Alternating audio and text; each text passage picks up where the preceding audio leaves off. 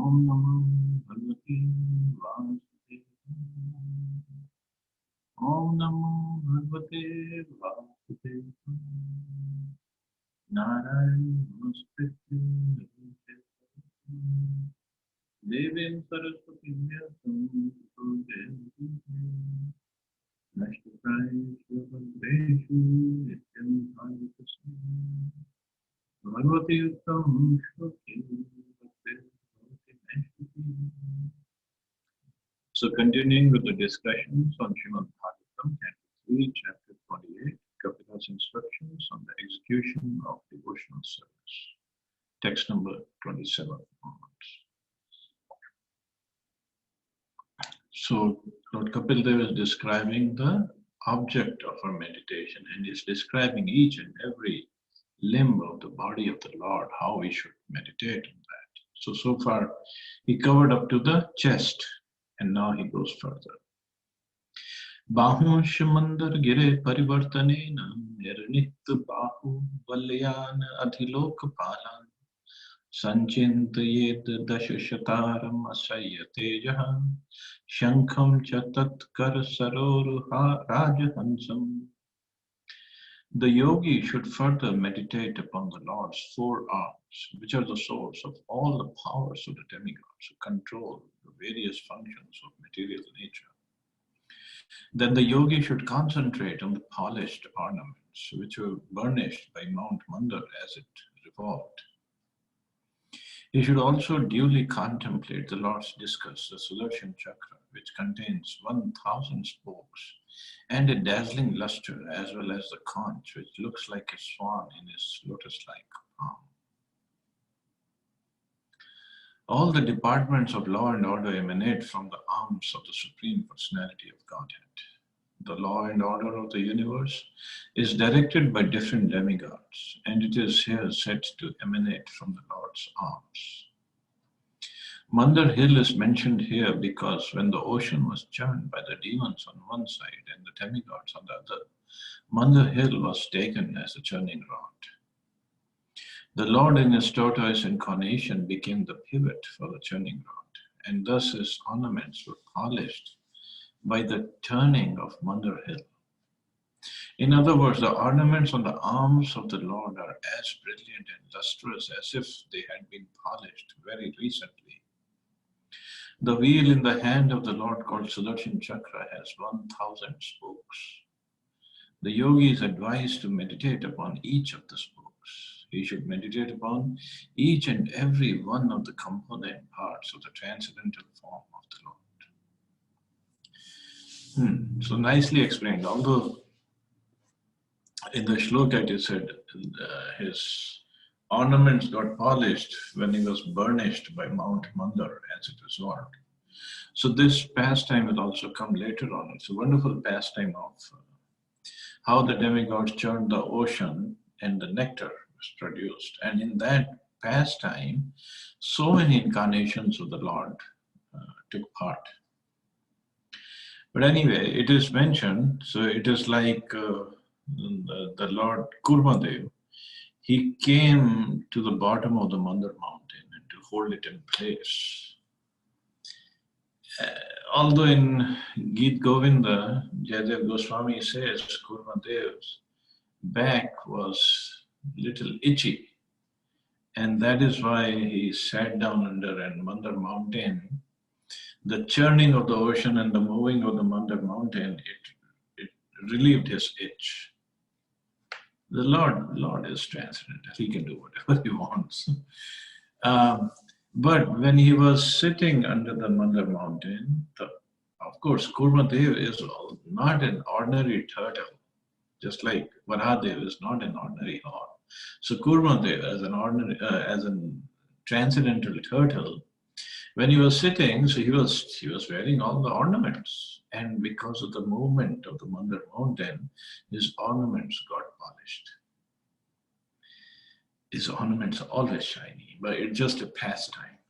And this is what he said, the ornaments of this Paramatma feature, it looks like they were recently polished because they were brilliant and lustrous. So this is how we should meditate on the Lord. Now we are meditating on the arms of the Lord, and the arms of the Lord are just like in the universal form. From the arms comes the Kshatriyas. Kshatriyas means to uphold the law and order. So that is why it is said that the law and order of the universe is directed by different demigods, and it is said here to emanate from the Lord's arms, because that is therefore to uphold the law and order in the universe. And then to uphold that, he's also carrying this conch shell on one of his fingers of one of his hands. So, not conch shell, sorry, Sudarshan Chakra, the discus. And it has 1,000 spokes. The Sudarshan Chakra of the Lord is the most powerful weapon. Nothing can stand in front of Sudarshan Chakra. So it's also said, of course, here in the Purport, Prabhupada says that yogi is advised to meditate upon each of the spokes. There are 1,000 spokes. He can meditate upon each of the spokes of the Sudarshan Chakra. And also it is mentioned that Sudarshan Chakra is the one that the Lord sends to protect his devotees. So whenever the devotees are in trouble, the Lord sends a Sudarshan Chakra to take care of that. And also the word Sudarshan, the name Sudarshan means, Sudarshan means it provides for devotees it provides the better darshan of the Lord. He can look at him in a perfect way, better way. Because of the light emanating from Sudarshan Chakra. Means the light emanating means it removes all kinds of ignorance and darkness. So that's why its name is Sudarshan Chakra, Sudarshan. Of course, Sudarshan Chakra is always engaged in service of the Lord. Just like when the Govardhan Leela happened, and Krishna asked everybody to worship Govardhan instead of Indra. So after that, Indra got angry and he asked the Samvarta cloud to come and inundate the whole Braj with the water of devastation. So there was so much of rains, and the rain was like every drop of water was like a column, and the wind was there, and the lightning was there, and Krishna asked everybody to come under Govardhan Hill, and he lifted Govardhan Hill, and everybody took shelter of Govardhan Hill. All the Brajvasis, along all the cattle, all the animals, everybody was under Govardhan. But Indra was still sending the rains. So now Sudarshan Chakra and Sheshnag, they both came into picture. So Sheshnag around Govardhan on the ground, because they didn't want any water to come under Govardhan and disturb the Brajvasis and Krishna. So the Sheshnag, he wrapped around Govardhan on the bottom, so he pretty much made a dam around Govardhan. So none of the water, not even a single drop of water could get in. Now Sudarshan Chakra, what he did, he went above Govardhan and he started rotating at the full speed, giving out so much of heat and light. So what was happening, every drop of water that was supposed to fall on Govardhan, it was falling on Sudarshan. And before it even reached Govardhan, it would vaporize and go away. So everybody was serving Krishna in his pastime. And Indra got bewildered. What is happening? Because it is said not even a single blade of grass of the whole Braj was destroyed by these rains, although the rains were of the time of devastation. And for the wind, because the wind was also blowing, fierce winds. So for the wind, what did Krishna do? He started playing the flute. Like Krishna in the background, you can say he's playing the flute. So when he was playing the flute, he was inhaling the wind. So all the wind that Indra was sending, it was going in his flute. So even the wind could not do anything. So after the Leela was over, and Krishna asked all the Brajvasis to leave, get out of from under the Govardhan, and he put Govardhan down. And then Sheshanagi went back, and Indra came, apologized to Krishna, and he did his worship. But then Sudarshan Chakra, he was still in so much of ecstasy. He sat down on Govardhan at a place. And that place now is known as Chakleshwar. There's a beautiful temple of Lord Shiva. It's called Chakleshwar Mahadev. And it's next to Manasi Ganga at Govardhan. So Chakleshwar, of course, it started from Chakreshwar, Sudarshan Chakra, and slowly it became Chakleshwar. And Sanatana Goswami had a bhajan kutir over there. So beautiful, beautiful place. Whenever you all can go to Govardhan and take darshan of Chakleshwar Mahadev. And a special place for Sudarshan Chakra because he helped Krishna in protecting all the Brajvasis. So that is Sudarshan Chakra. He's always there to protect the devotees of the Lord. Always there. Text 28. Kaumodakim bhagavato daitam smreta digdham radhe bhattashonit kardamena malam madhu vratavarut giropagushtam chaityasya tattvam amalam manimasya kanthe. The yogi should meditate upon his club, which is named Kaumodaki, and is very dear to him. This club smashes the demons, who are always inimical soldiers, and is smeared with their blood. One should also concentrate on the nice garland on the neck of the Lord, which is always surrounded by bumblebees, with a nice buzzing sound, and one should meditate upon the pearl necklace on the Lord's neck, which is considered to represent the pure living entities who are always engaged in his service. It's a wonderful way of meditating on the Lord. So his club or his gada is known as Kaumodaki and is very dear to the Lord. And then this garland, which is called Vajanti Mala, and always surrounded by bumblebees. So bumblebees are always there if the flowers are fresh and fragrant. So the flowers are always fresh because the flowers are also conscious. The yogi must contemplate the different parts of the transcendental body of the Lord. Here it is stated that the constitutional position of the living entities should be understood. There are two kinds of living entities mentioned here. One is called the Arati. They are averse to understanding the pastimes of the Supreme Personality of Godhead. For them, the Lord appears with his hand clutching the terrible mace, which is always smeared with blood stains from his killing of demons. Demons are also sons of the Supreme Personality of Godhead.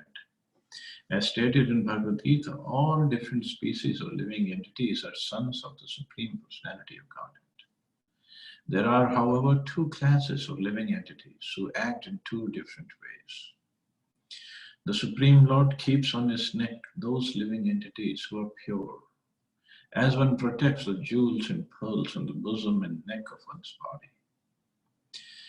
Those living entities in pure Krishna consciousness are symbolized by the pearls on his neck. Those who are demons are inimical towards the pastimes of the Supreme Personality of Godhead are punished by his mace, which is always smeared with the blood of such fallen living entities. The club of the Lord is very dear to him because he uses this instrument to smash the bodies of the demons and mix their blood. As mud is kneaded with water and earth, so the earthly bodies of the enemies of the Lord, or the atheists, are smashed by the club of the Lord, which becomes muddied with the blood of such demons. So many times people say that Krishna is father of everybody, and he's always loving towards all the living entities. And they give different logics, different excuses of not serving the Lord properly. But here it is clearly said, he uses this club to beat up the demons, to kill them. And this Kaumuduki is always stained with the blood of the demons. Means if we do something wrong, Krishna is going to punish us. Simple as that. Krishna looks at the mood of the service, but he also looks at the act of service as well. So we should be very careful when we are serving Krishna. Yeah, we have to be very careful that we serve him properly, with the right mood and with the right act, and serve the devotees of the Lord properly. So far only the weapons of the Lord are being described, Gada and the discus, Sudarshan Chakra. And the pearls on the neck of the Lord represent the pure living entities who want to serve the Lord with love and devotion. So the pearls are on the neck, serving the Lord, or enhancing the beauty of the neck, or maybe the neck is enhancing the beauty of the pearls. But that's how he's keeping the devotees, the living entities who are serving him, very close to his chest, very close to himself. But the demons, they get the smash. Text 29. Bhrityanukampit dhiye grihit murte sanchitayet bhagavato vadanara yadvisfuran makar kundal valgitena vidyoti tamal kapolam udaranasam. The yogi should then meditate on the lotus-like countenance of the Lord, who presents us different forms in this world, out of compassion for the anxious devotees. His nose is prominent and his crystal clear cheeks are illuminated by the oscillation of his glittering alligator-shaped earrings. The Lord descends to the material world out of his deep compassion for his devotees. There are two reasons for the Lord's appearance or incarnation in the material world.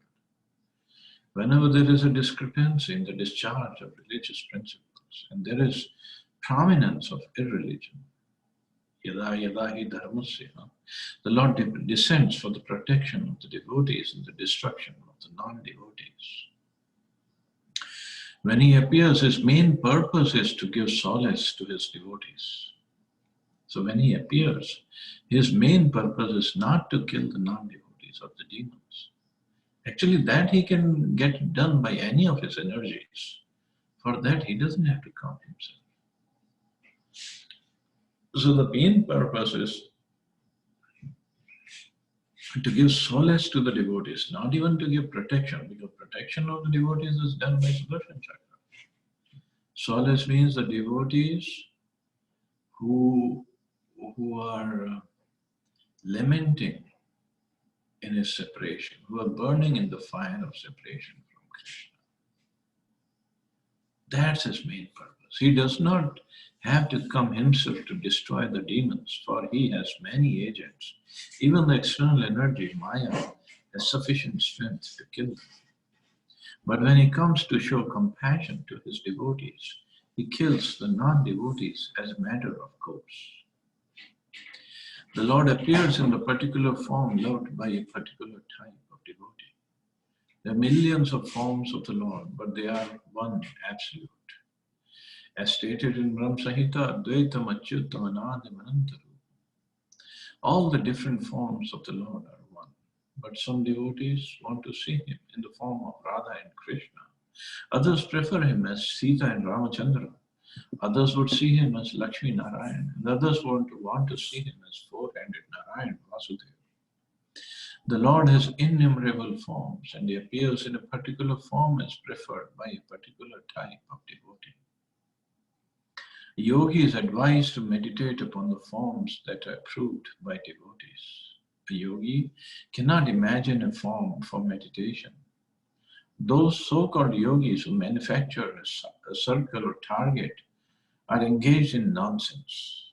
Actually, a yogi must meditate upon the form of the Supreme Personality of Godhead that has been experienced by the Lord's pure devotees. Yogi means devotee. Yogis who are not actually pure devotees should follow in the footsteps of devotees. It is especially mentioned here that the yogi should meditate upon the form which is thus approved. He cannot manufacture a form of the Lord. So the Lord appears as the devotees want him to. Of course, all the appearances have to be bona fide. So some devotees want to see the Lord in the form of Radha and Krishna, some as Sita Ram, some as Lakshmi Narayan, some as only four-handed Narayan, or some other form, like Prahlad Maharaj. He, of course, he didn't know the form of the Lord as Nrsimhadev when he was meditating upon him or praying to him. But the Lord appeared as Nrsimhadev to protect Prahlad Maharaj and kill Hiranyakashipu. And then Prahlad Maharaj is always associated with Lord Nrsimhadev. They have a special bond, special relationship. And similarly, Radha Krishna and Sita Ram, they're all transcendental forms. There's nothing lacking in any of these forms. The only thing is the form of Krishna. It just has 64 qualities, and others have 60. He just has 4 extra qualities. And then those devotees of Krishna, they just love those 4 extra qualities of Krishna.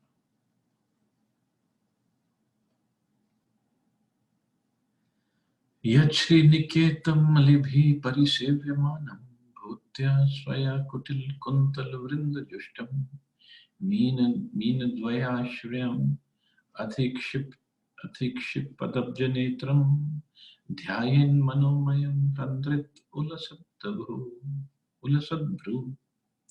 The yogi then meditates upon the beautiful face of the Lord, which is adorned with curly hair and decorated by lotus-like eyes and dancing eyebrows.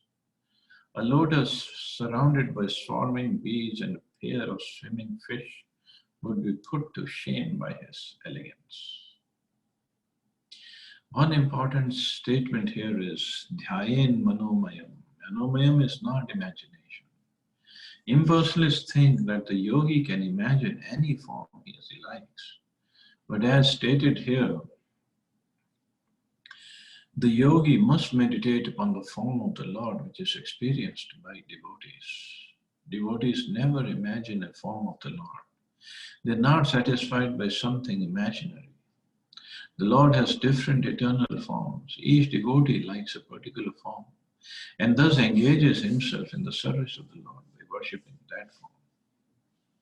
The Lord's form is depicted in different ways according to scriptures. As already discussed, there are 8 kinds of representations of the original form of the Lord. These representations can be produced by the use of clay, stone, wood, paint, sand, etc. Depending upon the resources of the devotees. So one can make the form of the Lord in his mind as well.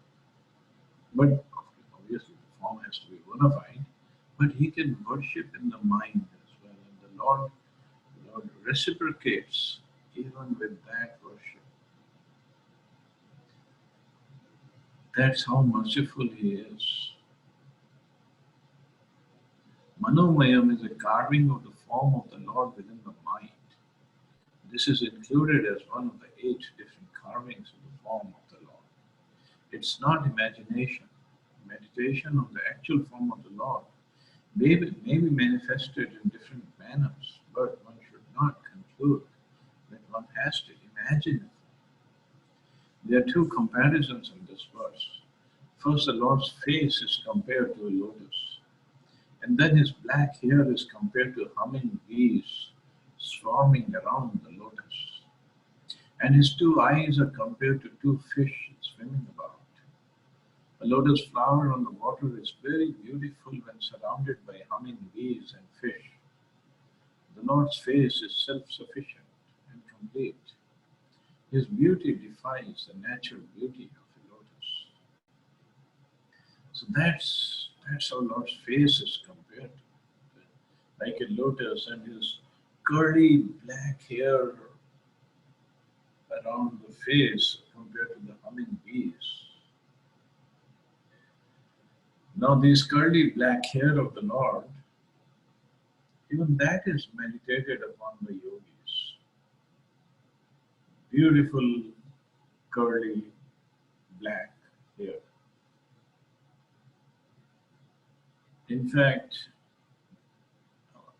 of course, it's not from scriptures, but this is from like a devotee of the Lord. He says, once there was a mushaira going on. Mushaira means where different poets meet and they say their poems. But that mushaira was of the Muslims. So they were saying their poems. But the condition was the last line of the stanza has to end in Islam pe jo kahil na hua wo kafir hai. Means Islam means Islam, the religion Islam. Pe jo kahil means one who's not a follower of Islam, is a kafir. Kafir means an atheist or a non-follower, non-believer. So they were making their poems, they were saying their poems, or whatever, Shiro Shari, and everybody was enjoying. But a devotee was passing by, and in charge of this Shairi, he knew that devotee. So he called the devotee, please come on the stage. Panditji, please come on the stage. Okay, so devotee went. Devotees are not afraid, and they are very smart because they are always dependent upon the Lord. So they said, Panditji, you know so much of so many scriptures, so many things about Allah. Of course, if you call Allah as Krishna, that's okay. But that is Allah. So why don't you say a poem in glorification of the Lord? But the condition is, last line has to be, Islam pe jo kahil na hua wo kafir hai. Now everybody in the audience and on the stage, they thought they got Panditji now. What is this devotee going to do? And how is he going to say Islam pe jo kahil na hua kafir hai? So the devotee, he just prayed to the Lord for mercy, for help. And then he started his stanza. And he said, Lam. Lam means, Lam jaisi zulfe mere ghanshyam ki. Lam means this curly and curly hair, and also not very well kept, like unkept hair. Like if a little boy gets up in the morning and his hair are all unkept and they're curly. So he says, Lam se zulfe, zulfe means hair. Lam se zulfe mere ghanshyam ki, is lam pe jo kahil na hua wo kafir. So then everybody just bowed down to him and said, yes, you're the best. So anyway, this is how we can meditate upon the Supreme Lord. He has beautiful countenance. And there is something to meditate upon. He's a person. It's not impersonal. And not just any person. He's a person who has the most beauty. All the beauty is there. These are one of the 6 opulences. That is Krishna. So the beauty is there, the attraction is there, everything is there. Only thing lacking in our heart is that attraction for Krishna. Or it's not even lacking, it's covered over by attraction towards Maya. That's all. We just have to remove the covering. And the natural affection, natural attraction will just come forth. That's all. And everybody is attracted towards Krishna. Everybody. Jivera Swarupa Krishnera Nitya Das. And Das is not just by force, by love and devotion, by natural attraction. One wants to serve him. That's our Nitya Swarup. That's our eternal constitutional position.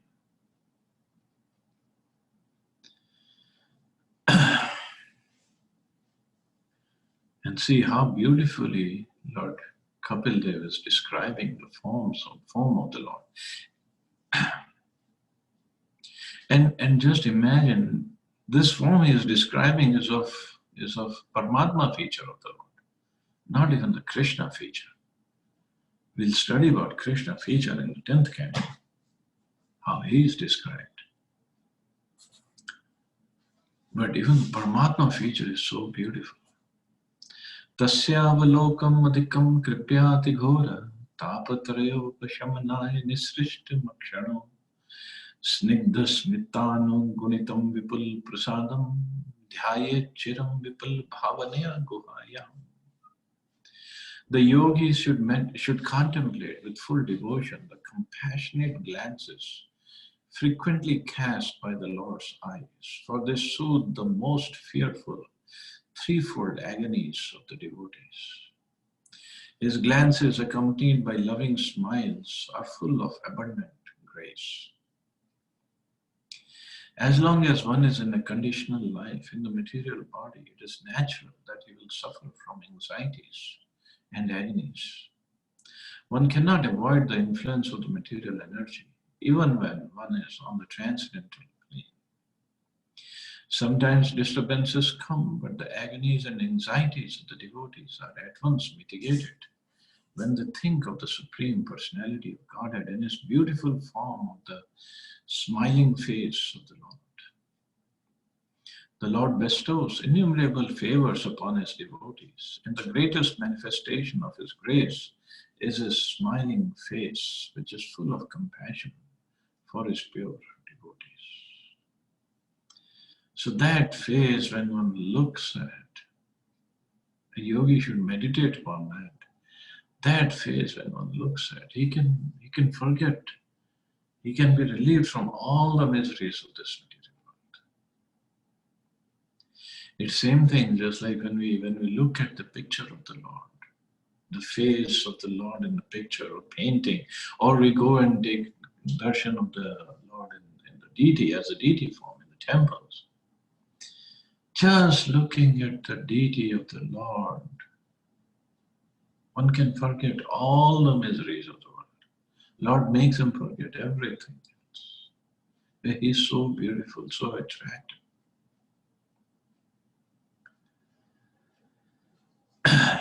So most fearful threefold agonies, he removes them.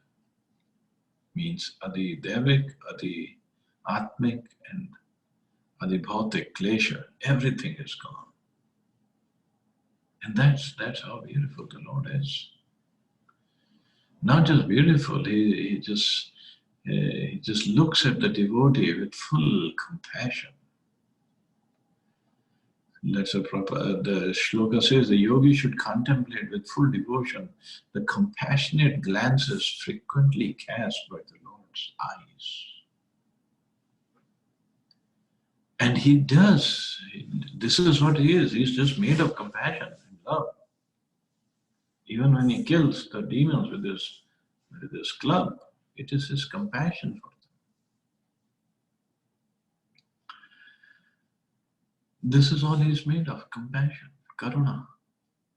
Because he's sad seeing the living entity is suffering here in the material world. He's not happy to see us suffering here. He wants us, all of us, to go back. But he doesn't interfere, he doesn't force. So all he can do is show compassion on us. So much compassion. Just like Lord Jagannath in Jagannath Puri, his eyes are so wide open. He doesn't even have eyelashes. Huge eyes, big eyes, because he's looking for his devotees all over. And so many devotees gather for his Rath Yatra, for his Snan Yatra, and even in the temple when he is there, he has big eyes because he wants all his devotees to come back to him. And if you look at the eyes of Lord Jagannath, there is a red band around the eyes. And that represents a compassion for the devotees. That's so much of compassion he has.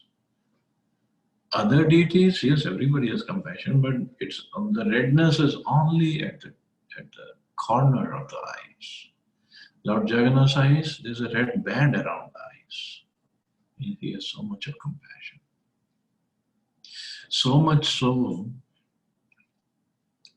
that it is said, especially for Kali Yuga, the deity is Lord Jagannath.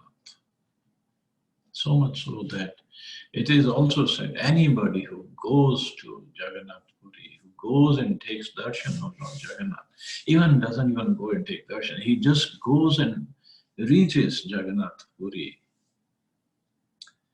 Every step he takes in Jagannath Puri is considered as doing full pradakshina of the Lord of World. And as soon as he just sleeps, he's not even paying obeisance, he just sleeps in Jagannath Puri. It is said as if he's doing sakshat pranam to Lord Jagannath. He's just sleeping. And when he goes and takes darshan of Lord Jagannath, it is said that all the sins that he has committed in all the lifetimes are completely wiped out just by going taking darshan of Lord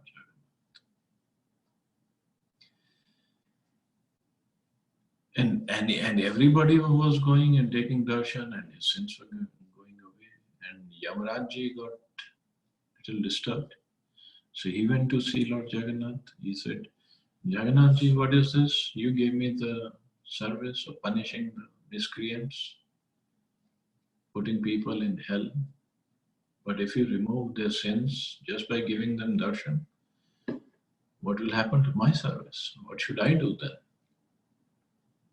Now Jagannathji is even merciful on Yamarajji also.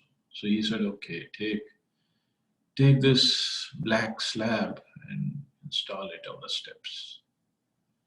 One of the steps. So when the devotees come in through that Purab Dwar, Singh Dwar, so even if they step over that black slab, it's okay, because once they come in, take my darshan, all the sins are gone. But once they go back and they cross over that black slab, then they will get their sins back. So, but on the side of that black slab, there is a room of about maybe foot or foot and a half on both sides. So one can coming back, one can avoid that stepping over the black slab, come from the side. But for devotees who know, they even while going, they also don't step over. The black slab is considered as Shaligram Shila. It's a big slab. So, but it is the compassion of the Lord that he says, just come take my darshan, eat my prasadam.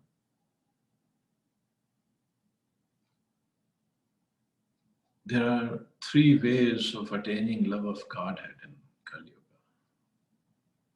In Braj Mandal, one attains by rolling in the dust of Braj, because the Braj Raj is very, very powerful. In Navadvip Mayapur, one goes and one should engage in the Kirtan pastime, because Chaitanya Mahaprabhu inaugurated some Kirtan there, and Kirtan is considered the Yug Dharma for Kali Yuga. But in Jagannath Puri, the best way to get Krishna Prem, or the only way to get Krishna Prem, is by eating Lord Jagannath's prasada. And not just eating it till the neck, fill up till the neck. There's so much prasadam we should eat that there's no more room for anything else.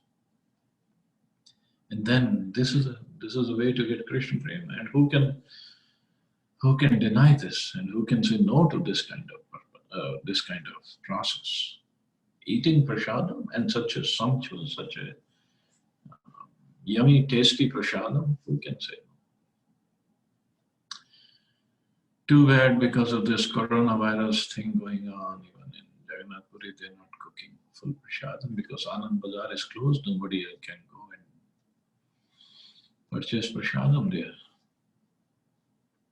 So I don't know what Jagannathji wants, what his plan is.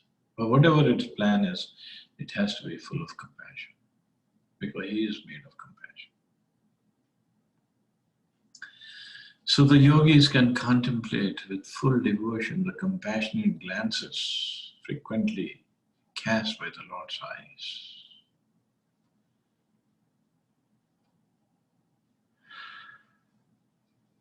So anyway, we'll stop here. See anybody has any questions or comments.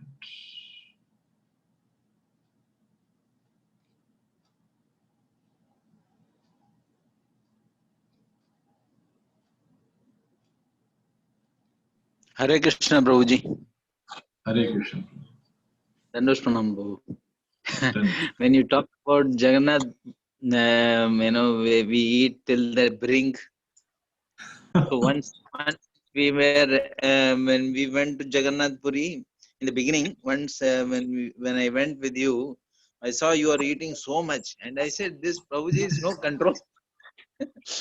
I said, "Why are you eating so much here?" I didn't know that this is the reason. You are reminding us, Prabhuji, of the prasad that we ate in Malpudi and there is Rabdi. no Wow. eating. Rabdi. And that Goody Bhaiya also keep feeding devotees like anything. Till 6 o'clock, and we had no desire to have food. And by 8:30, we had sent him 10 times on outside to get the prasadam again and again and again. Wow, what प्रभुजी जगन्नाथ पुरी के बात मत करो, जाने को मन करता है, we cannot go. So it's a torture. It's a different place.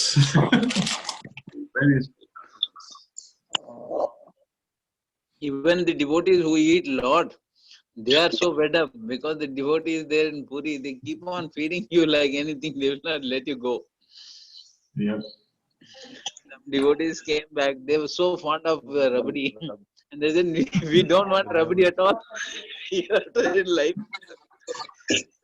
My whole quota was finished in one day.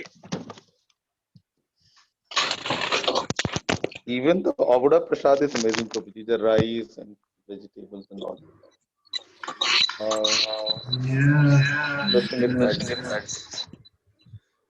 Yeah, Jagannath's Prasad is amazing. Every bit of it. Every bit of it, Prabhuji. Every bit of it is kind of eternal. Prabhuji, Yes, Hare Krishna. Hare Krishna. Prabhuji, जाने कहाँ गए वो दिन?